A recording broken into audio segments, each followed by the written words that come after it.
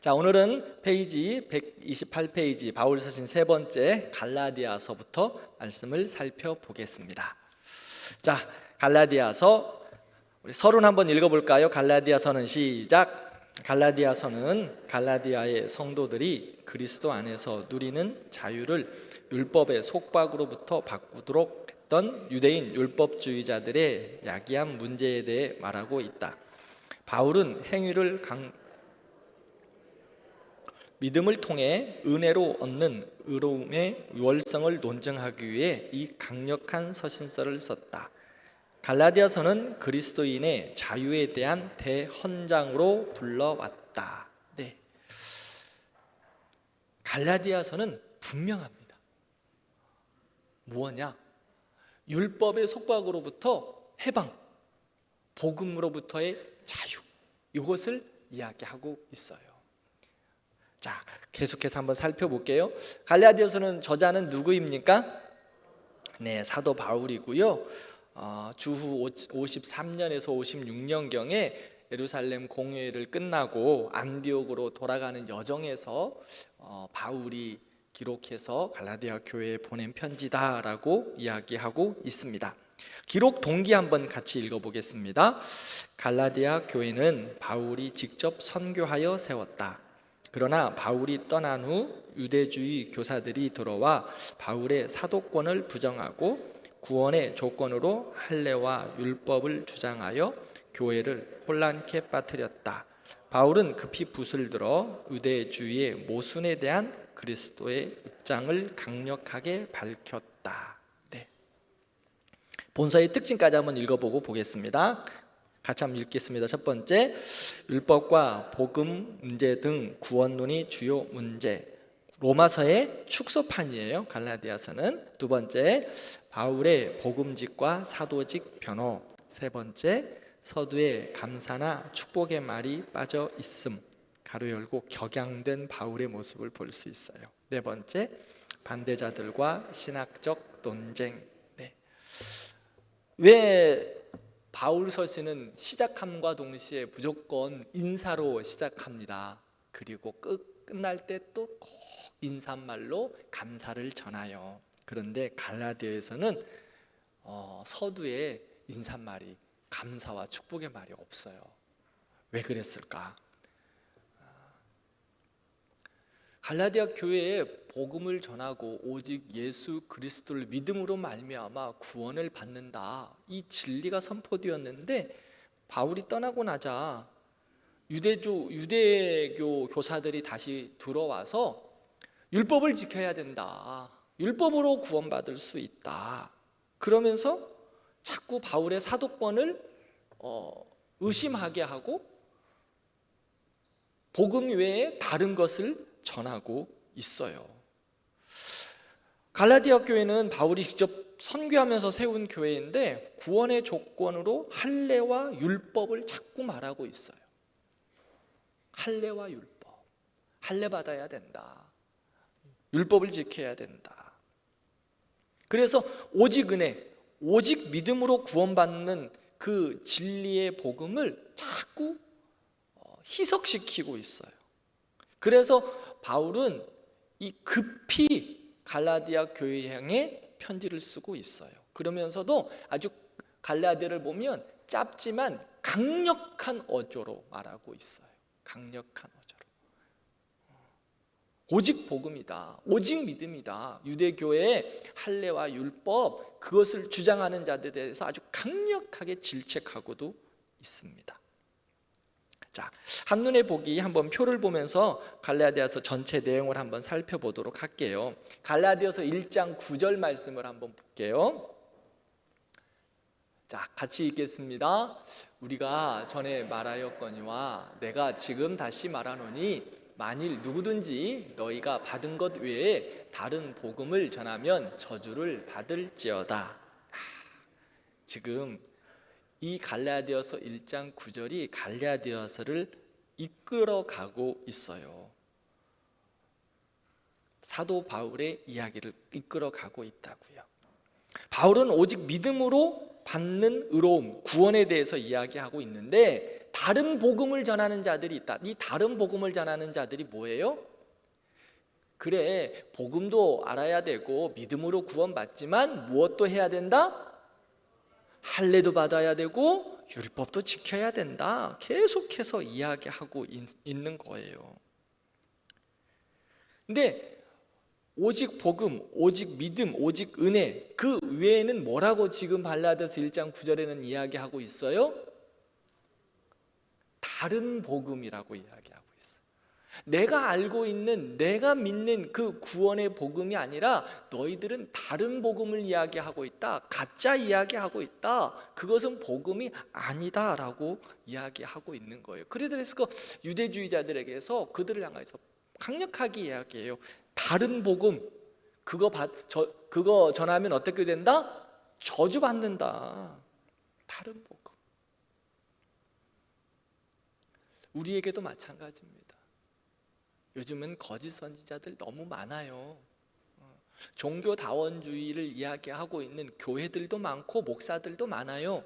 즉 예수 외에도 구원이 있다고 이야기하는 것들 많다고요. 예수님 믿어도 되고, 부처를 믿어도 되고, 마호멧 믿어도 되고, 성황당에 있는 잡신을 믿어도 되고, 조상신을 믿어도 되고, 모든 신들을 믿으면 구원에 이른다라고 이야기하고 있는 시대가 되었어요. 처음 들어보시나요? 목사라고 하는 사람들이 그렇게 이야기해요. 목사라고 하는 사람들이. 다른 복음, 아마 지금 갈라디아 교회 바울이 전한 그 복음 외에 지금은 더 많이 흐트러져 있다고 저는 보고 있어요. 그게 율법과 할례에 대한 하류라고 저는 생각하기도 하는데, 너무나 많은 그러한 다른 복음이 지금도 전해지고 있다는 것. 다른 복음을 전하는 자들, 지금 오늘 갈라디아에서는 누구예요? 율법주의자들, 유대주의자들이에요. 그런데 그 당시 율법주의자들, 유대주의자들은 그들의 삶이 그 부분이어서 어려서부터 평생 배워온 것이 그거였기 때문에 그들의 한계를 벗어나지를 못해요. 늘 제가 지난주에도 권리 포기하고 우리의 비움에 대한 이야기를 하면서 한계 이야기를 했죠. 우리도 우리의 한계를 벗어나지 못할 때가 너무 많아요. 내가 아는 지식, 내가 아는 능력, 내가 아는 물질, 그것을 벗어나지를 못해요. 하나님의 복음이, 진리의 말씀이 우리에게 들어옴에도 불구하고 거절할 때가 여러분들 우리에게 많지 않나요? 지금 유대교의 그 율법주의자들이 그거예요. 알겠는데 이것도 해야 된다. 우리도 마찬가지. 말씀을 듣고 하나님 앞에 나와서 회개하고 나서 조금 되돌아가서 하루 지나고 이틀 지나고 나면 주님, 삶이 그렇지를 못해요. 세상이 변했어요. 세상은 변했죠. 그러나 말씀이 변합니까? 말씀은 변하지 않아요. 그러면 우리는 세상의 변화에 따라가야 되나요? 말씀에 따라가야 되나요? 말씀에 따라가야 돼요. 세상은 아무리 변해도 우리는 말씀에 붙들려 살아가는 인생들이니 우리가 변하면 돼요? 안 돼요? 안 돼요. 그런데 그 당시에는 우리하고 비슷했던 것 같아요. 그러한 삶 속에 쉬운 말로 쩔어 있었어요. 그래서 복음을 받는 것이 그래도 될까? 이게 예수 안에 자유함이 있을까? 라고 아무리 말씀을 전해도 들을 때는 아멘 했는데 뒤돌아서면 노멘이야. 그리고 다른 복음을 전하는 자들이 와서 유혹하면 야 맞아, 그 옛날에 이야기했던 그것이 맞아 하고 따라간다고요.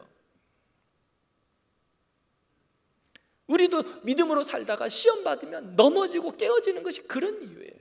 그러면 어떻게 해야 돼요? 다시 돌아와야죠. 돌아와야죠. 넘어질 때 있어요. 돌아와야 된다. 이 넘어진 사람의 대표적인 사람, 오늘 바울이 좀 혼내고 있는 사람이 있어요. 누구일까요? 갈라디아서를 보면 2장에 보면 바울이 베드로를 혼내고 있어요. 베드로는요 예루살렘 교회의 대표였어요. 그리고 수제자였어요. 바울을 어찌 보면 가르친 사람이었어요. 그런데 2장에 보면 바울이 베드로를 향하여 책망하고 있어요. 야, 참 대단한 것 같아요. 이유가 뭘까요? 베드로가 수리아 안디옥교회에서 밥을 먹고 있어요. 그런데 그곳은 이방 신자들이 많은 곳입니다. 그때 유대인이 아닌 이방인들과 식사를 하고 있는데 예루살렘에서 유대인들이 내려온 거예요. 그러자 베드로가 눈치를 보다가 이방인들하고 식사하면서 예루살렘에서 유대인들이 내려오니까 이방인들하고 밥 먹고 있다가 살짝 자리를 피해버리는 거예요. 사람 의식한 거예요. 응? 왜? 당연히 밥 먹어도 되고 이방인들에게 복음을 전한 그 역사함이 있는 게 베드로로부터 시작했거든요. 고넬료의 집 기억하시죠? 베드로 사도행전 4장 이후에 고넬료. 그런데 그렇게 베드로를 통하여서 이방 선교가 시작되었는데 베드로가 또 그들과 함께 밥을 먹어요. 근데 베드로도 시험 들은 거야. 옛날 사람 만나니까 아닌 척 하려고, 혹시나 이것들이 나한테 또 막 시비 걸까 봐 뭐 그런 경우도 있을 거예요. 네가 어떻게 그럴 수 있냐, 그런 이야기를 들을까 봐 그냥 이방인들하고 밥 먹다가 살짝 자리를 피하는 거예요. 그 모습을 바울이 봤어요. 바울이 보자마자 어땠겠어요? 베드로 사도 어떻게 당신이 그럴 수 있냐, 당신이 지금 이방 선교의 시작이 되었는데 이제는 이방 선교의 그 이방인들하고 밥 먹는 것을 눈치 보냐 하고 막 베드로가, 사도 바울이 베드로에게 뭐라고 하고 있어요? 당신이 유대인으로서 이방인처럼 살지 않으면서 어떻게 이방인들한테 유대인처럼 살라고 예수 믿으라고 하느냐, 그것이 복음의 본질이냐 핵심이냐고 막 따져대는 거예요. 베드로가 할 말이 있었을까요? 없었을까요? 없어요. 참 베드로도 대단한 사람이에요. 그 말에 순복해요. 왜? 진리니까. 그리고 다시 돌아오는 거예요. 우리도 마찬가지. 때로는 넘어져요. 진리 가운데 살아가지만 넘어질 때 있다고요. 그러나 넘어짐이 다가 아니라 다시 돌아와야 돼요. 자, 3장부터 4장까지를 보면 이제 은혜의 복음, 진리의 복음, 오직 구원, 오직 은혜, 오직 믿음을 이야기하고 난 이후에 복음을 설명하고, 성령은 행위가 아니라 은혜로 받는다, 믿음으로 받는다라고 설명하고 있어요. 성령도 은혜로 믿음이다. 그러면서 바울은 아브라함 이야기를 하여 아브라함은 믿음으로 의롭다함을 받았다. 구원은 믿음으로 받는 것이다. 예를 들어서 이야기하고 있습니다. 그러면서 계속해서 은혜로 받는 구원에 대해서 이야기하고 있습니다. 은혜로 받는 구원. 여러분들과 저는 은혜로 구원받았습니다. 네, 아멘이에요. 다른 어떤 행위가 필요한 게 아니라는 거예요. 이제 좀 이따가 행위 이야기 나와요. 야고보서에 보면서 행위 이야기 날 텐데 그때 가서 좀 잘 들으세요. 우리는 믿음으로 구원을 받습니다. 그러나 행위는 따라오는 믿는 자의 삶이에요. 믿는 자의 삶. 그래서 하나님의 백성들에게 성령 이야기를 하고 있어요. 은혜 안에서 믿음으로 구원받은 자들은 이제 어떻게 해야 되느냐? 율법과 같이 율법으로 인하여서, 할례로 인하여서 다투지 말고 너희들이 받은 은혜, 구원의 은혜 성령으로 받았기에 성령의 열매를 맺어라 라고 말하고 있어요. 그래서 갈라디아서 5장에서 우리가 성령의 열매 그 이야기를 하고 있어요. 너희들은 은혜로 구원받은 자들이기에 어떤 삶이 너희들에게 나타나게 되느냐? 성령의 열매, 성령의 열매. 믿는 자의 삶의 본이 성령의 열매로 드러나게 된다라고 이야기하고 있어요. 할례와 율법을 뛰어넘는 성령의 역사하심의 열매. 한번 읽어볼까요? 오직 성령의 열매는 사랑과 희락과 화평과 오래 참음과 자비와 양성과 충성과 온유와 절제니 이 같은 것을 금지할 법이 없느니라. 아멘. 네. 성령 믿음으로 구원받은 자, 성령으로 행하는 자들에게 이러한 열매가 맺힌다는 겁니다. 그래서 성령 안에서 행하는 것은 육신의 일이 아니라 성령 안에 거하는 열매. 자, 복음으로 우리는, 믿음으로 우리는 구원받았어요. 구원받은 자들은 성령의 열매들이 맺히는 거예요. 율법과 할례의 그러한 정죄의 역할을, 정죄의 모습들이 우리를 짓누르는 것이 아니라 구원받은 자의 자연스러운 삶, 그게 바로 우리의 모습이라는 거예요. 자, 그 다음에 이제 데살로니가 전후서를 함께 보겠습니다. 한번 여러분들 다른 부분들은 집에 가서 한 번씩 읽어보세요. 네, 내용과 특징 이런 것들 하고 나서 여러분들이 강의를 듣고 집에 가서 한번 읽어보시면, 아, 목사님이 이런 이야기 했구나라고 한번 또 복습이 되실 거예요. 자, 데살로니가 전후서, 자, 서론 한번 읽어보겠습니다. 시작. 바울과 그의 일행들이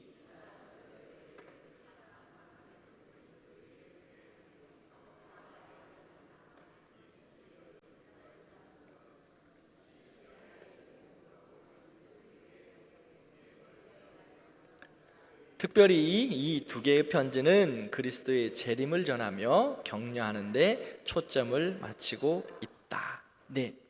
자, 데살로니가 전후서의 핵심은 뭘까? 여기서 지금 두 가지를 이야기하고 있는데 여러분들 찾아볼 때 뭐가 있을까요? 재림. 네, 재림. 격려. 그렇습니다. 격려하는 거예요.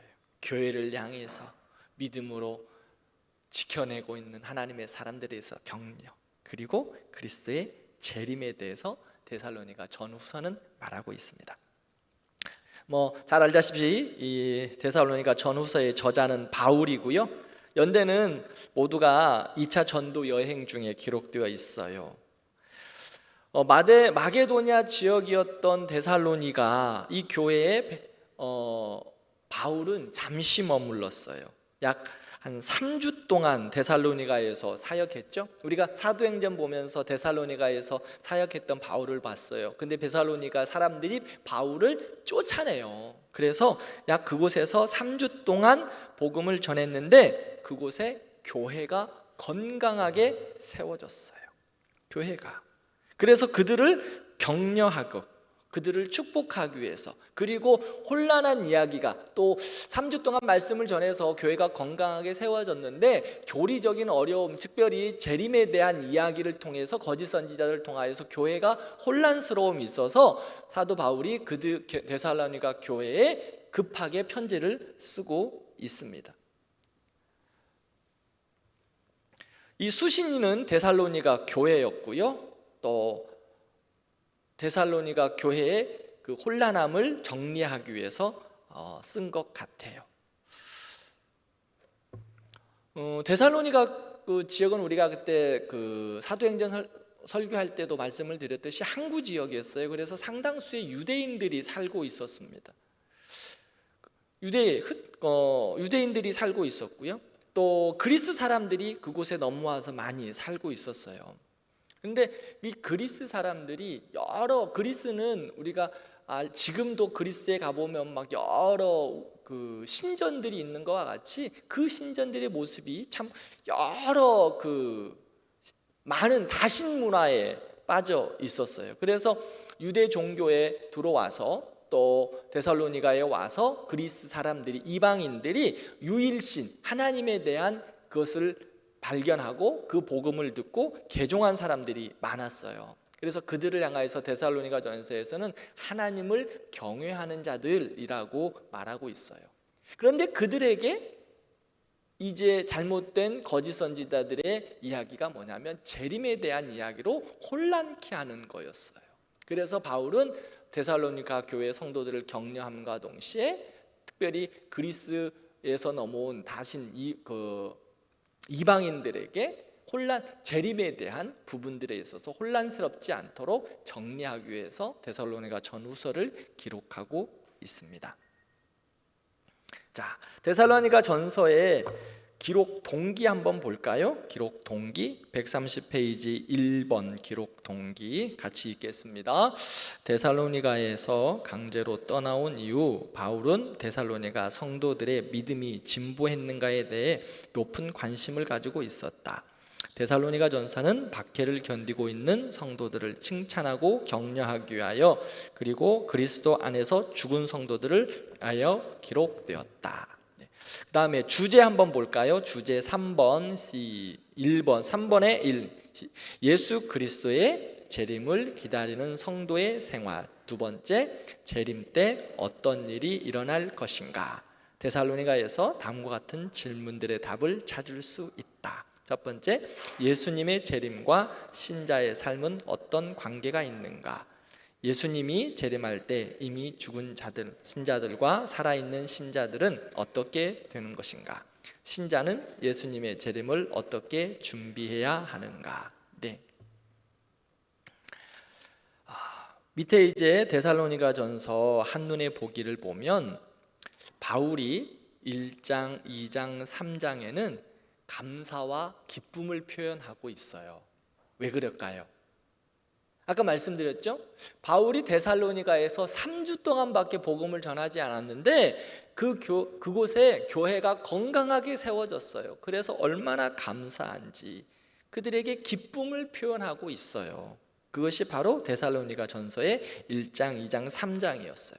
그래서 언젠가 내가 데살로니가에 다시 교회에 방문하고 싶다라고 하는 그러한 마음까지 1장, 2장, 3장에 참 기쁨과 감사 또 격려로 축복하면서 데살로니가에 편지를 보내고 있어요. 그리고 4장, 5장에 이제 그리스도인들의 삶에 대한 거룩과 성결에 대해서 이야기하고 주의 재림에 대해서 그는 말하고 있습니다. 자, 데살로니가 교회에 바울이 칭찬한 게 어떤 칭찬이었을까요? 우리 잘 알고 있는 이야기 있어요. 데살로니가전서 1장에 보면 바울이 데살로니가 교회를 칭찬했는데 어떤 칭찬했어요?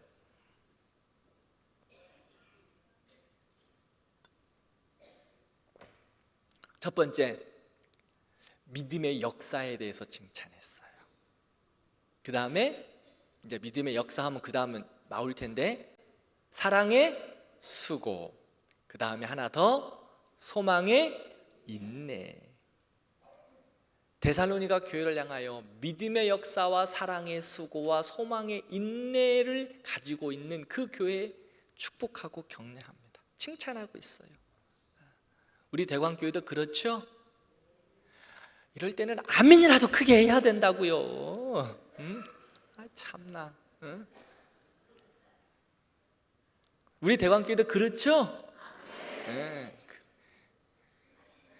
아멘으로 고린도전서 후서를 보면 아멘으로 하나님께 영광이 된다니까요. 늘 하나님 앞에 죄송하지. 그렇죠? 말을 하려고 하니까 부끄러워서 대답은 못 하겠잖아. 그래도 믿음으로 아멘 하면서 믿음으로 살려고 애를 쓰는 거야. 그것이 하나님께 영광이에요. 안 하려면 말아요. 뭐 어떡하겠어. 가르치고 또 가르치는데도 안 하면 하나님 앞에 나는 하나님 앞에 가서 할 말이 있어. 하나님 앞에 가서 하나님 몇 번이고 했는데 어떻게 해요? 그 다음 책임은 여러분들 책임. 나는 책임을 다 했으니까 이제 알아서 해요. 끝까지 할 거예요. 하여튼간 주님 앞에 서는 하는 날까지 저도 책임을 감당할 거니까. 목사님 또 그런다, 또 할 거거든요. 여러분들이 어떤 말을 해도 상관 괜찮아요. 끝까지 해요. 저는 믿음의 역사, 믿음으로 살아내는 하나님의 사람들, 그게 믿음의 역사예요. 뭔가 큰 프로젝트를 하는 게 믿음의 역사이기도 하죠. 그것만 믿음의 역사가 아니라 우리가 한 걸음 한 걸음 믿음으로 오늘도 순종하면서 살아내는 것, 우리의 입에서, 생각에서, 마음에서, 우리의 손과 발에서 한 걸음이라도 믿음으로 순종하면서 살아내는 것, 그것이 믿음의 역사예요. 하나님이 그것을 보면서 칭찬한다고요. 칭찬. 근데 믿음의 역사에는 늘 사랑의 수고가 필요해요. 사랑하는데 수고하지 않습니까? 거짓말입니다. 여러분들 자녀들 키우실 때 어떻습니까? 얼마나 수고 많으셨습니까? 그렇죠? 우리 저 뒤에 우리 자매 있어요. 15개월 됐대요. 야, 얼마나 힘들까? 그때는 맨날 이렇게 안아줘야 되고 보듬고 있어야 되고 막 손에다가 아대 막 이렇게 감아가면서 아이 돌보고. 왜 그렇게 해요? 여러분들은 그렇게 안 키웠어요? 여러분들은 기저귀 빨면서 키우셨잖아요. 안 그런가? 우리 엄마만 기저귀 빨았나? 여러분들은 좀 럭셔리하게 사셨나 봐요. 기저귀도 안 빨고. 옛날 어른들을 참, 여러분 세대는 참, 요즘은 일회용 기저귀 하고 팍 버리면 끝이지만 그것도 하기 싫어가지고 야 네가 해라 미루지만, 우리 어른들은 옛날에 다 기저귀 빨아갖고 똥기저귀 빠르셨잖아. 왜 그렇게 했어요? 사랑하니까, 내 새끼니까 사랑하니까 그렇게 키웠잖아. 사랑에는 그러한 수고가 필요해요. 사랑에는 그게 주님이 우리에게 주신 마음이고 원리예요. 그럼 그게 자식에게만 가능한 건가요? 우리 예수 그리스도께서 우리를 사랑하셔서 십자가에 죽기까지 감당하셨잖아요. 낮고 낮은 자리까지 내려오셨잖아요. 십자가에 죽기까지 사랑하셨다. 우리 지난주 설교했어요. 이걸 내가 물어보면 혹시 기억할까? 첫 번째가 뭐였죠? 주님이 내려오심은 권리 포기, 두 번째는 비움, 세 번째는 십자가까지 내려오심. 이 세 가지 이야기했잖아요, 지난 주일에. 주야.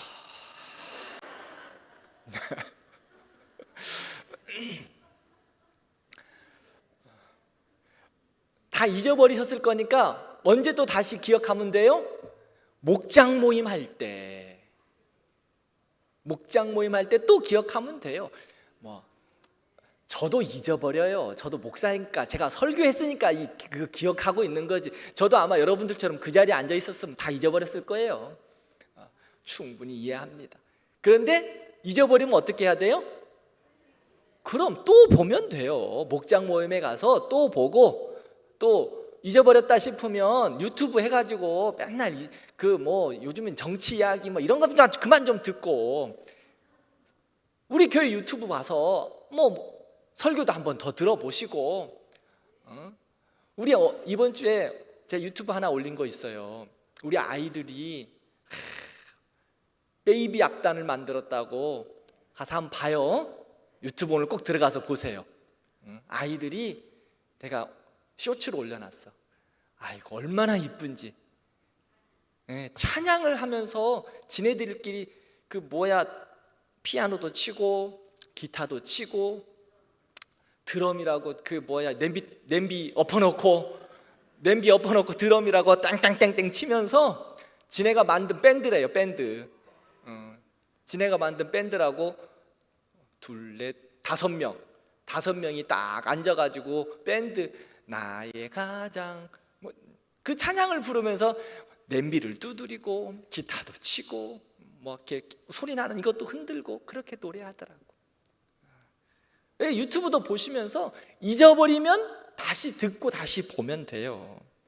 그게 수고예요. 수고. 사랑하는 데는 수고가 필요해요. 우리 교회도 마찬가지예요. 사랑하는 데는 수고가 필요해. 누구 닮아서? 그렇지, 예수님 닮아서. 옆에 분들 딱 보시고 진짜 예수님 닮았어 한번 이야기해줘요.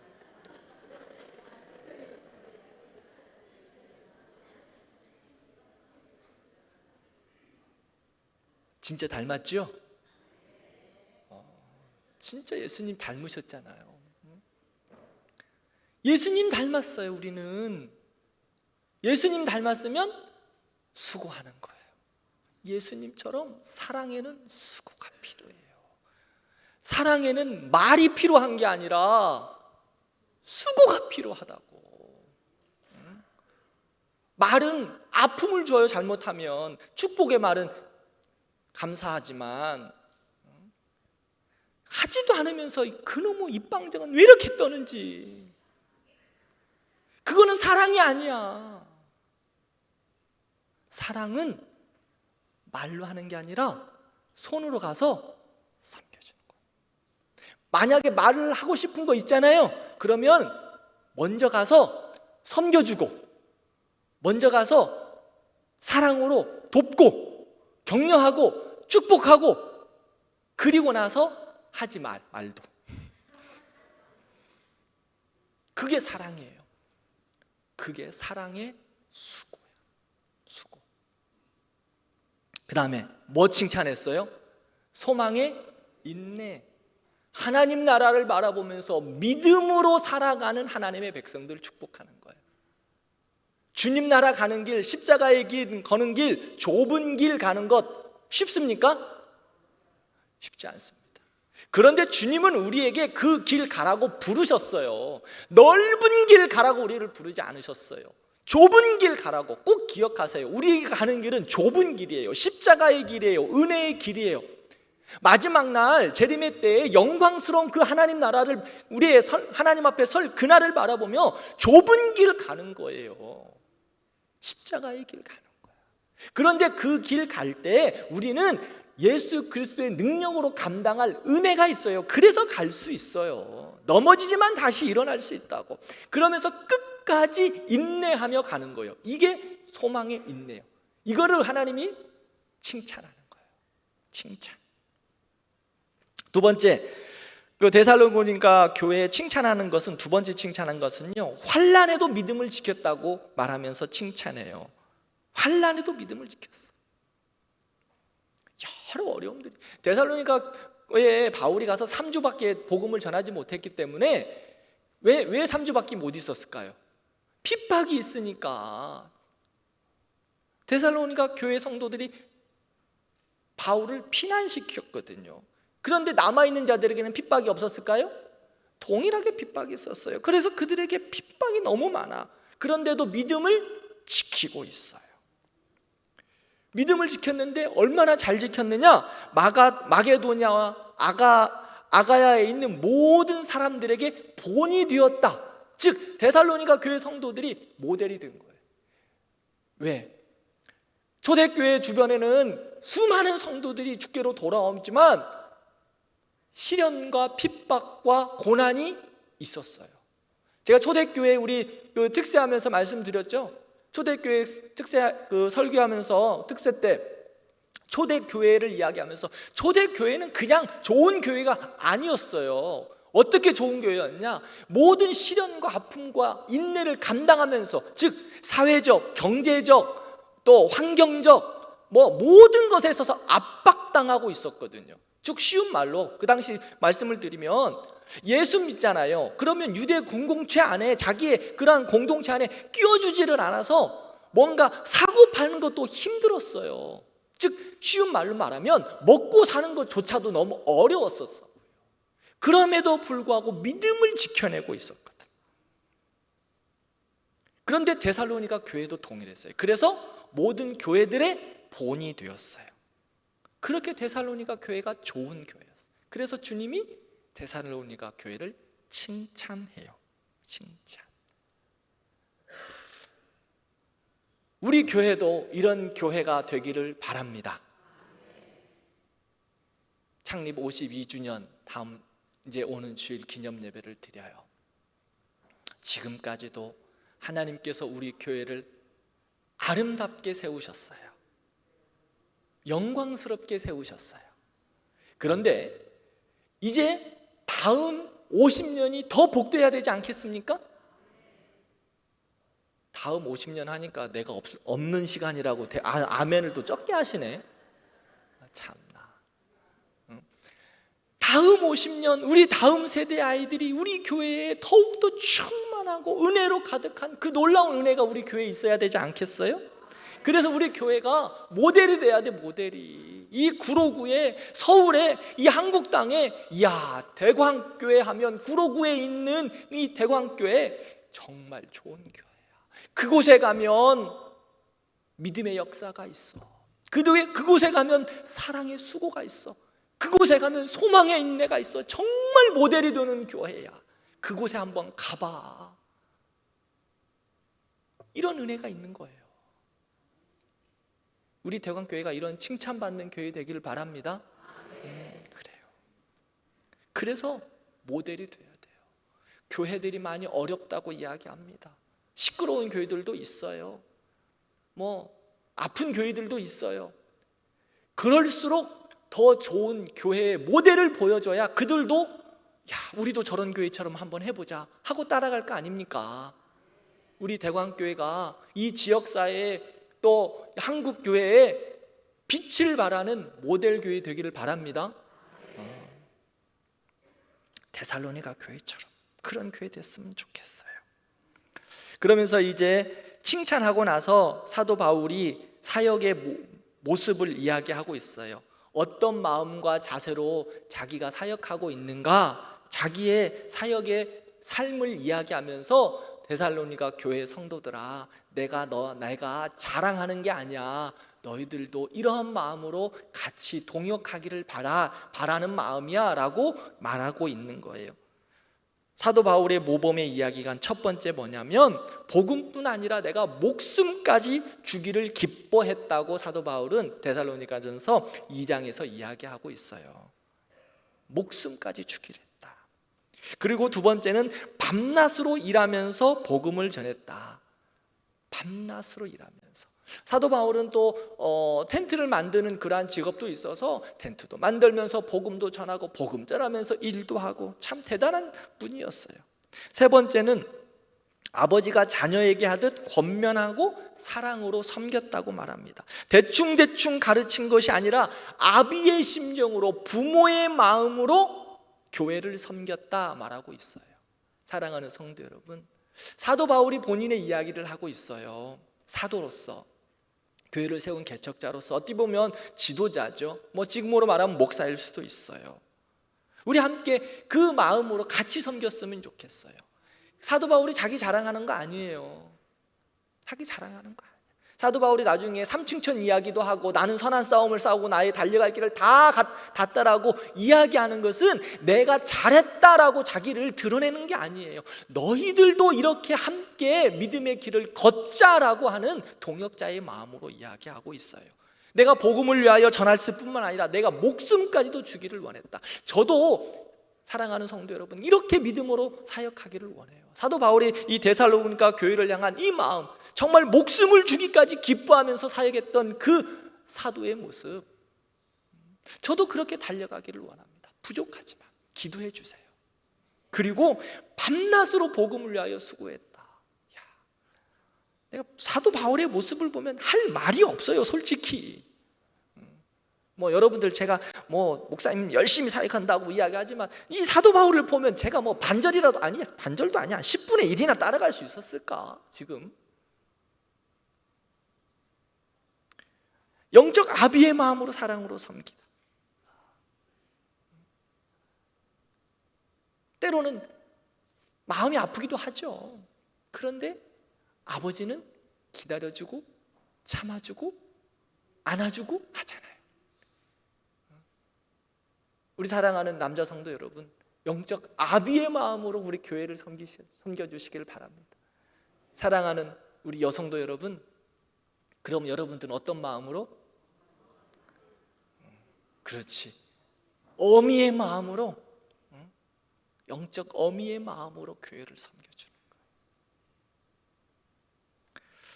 자, 그 다음에 4장 5장에서는 성도의 삶에 대해서 말하고 있어요. 성도의 삶이 뭔가? 성결한 삶이다. 성결한 삶이다. 그것이 하나님을 기쁘시게 하는 삶이다 말하고 있어요. 성결한 삶. 그러면서 5장에서는 성결한 삶에 대해서 하나님의 뜻은 이것이니 너희의 무엇이다? 거룩함이다. 우리가 하나님 뜻, 하나님 뜻, 하나님 뜻 이렇게 막 기도하고 하나님 뜻대로 살게 해주세요, 하나님 뜻대로 따라 생활하게 해주세요. 그럼 좋다. 무엇이냐? 분명하게 성경은 하나님의 뜻에 대해서 말씀하고 있습니다. 뭐라고요? 너희의 거룩함이다. 거룩합니다. 이게 하나님의 뜻이에요. 자, 그러면 우리의 모습을 한번 비춰봐요. 내가 얼마나 거룩한가. 그러면서 이제 데살로니가 교회를 향하여서는 이렇게 이야기했어요. 음란을 버리고. 데살로니가 교회니까 주변에 그 당시에는 이제 뭐 우리가 초대교회 살펴볼 때도 그랬지만 이런 성적인 타락의 문화, 즉 이방신들의 신전에서는 늘 이러한 문화가 그냥 보편적이었거든요. 신전에 늘 그 신전 기생들이 있어가지고 그게 그냥 그들의 이방신들의 모습 속에서는 당연한 거예요. 그런데 하나님은 우리에게 그것을 떠나고 거룩함 이야기하면서 첫 번째로 이야기하는 것은 음란을 버리고 성적 타락에서 떠나라 라고 말씀하고 있어요. 우리가 수많은 결정과 선택 가운데 하나님의 뜻을 기도할 때 내가 무엇을 해야 될까? 그러면 하나님의 뜻은 이것이니 너희의 거룩함이다 말하고 있어요.